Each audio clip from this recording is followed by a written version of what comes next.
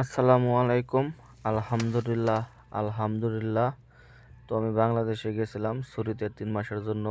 যাইয়া ২টা খরগোশ কিনেছিলাম ৫০০ টাকা দিয়ে। তো কিছুদিন পর সেই খরগোশের বাচ্চা হয় ৪টা।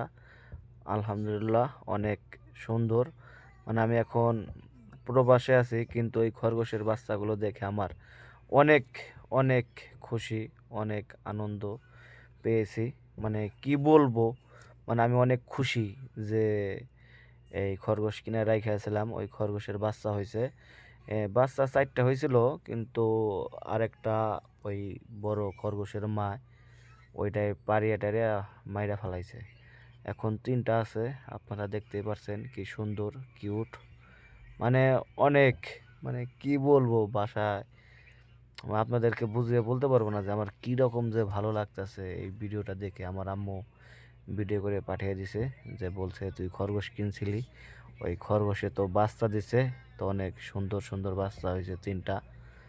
তো অনেক ভালো লাগলো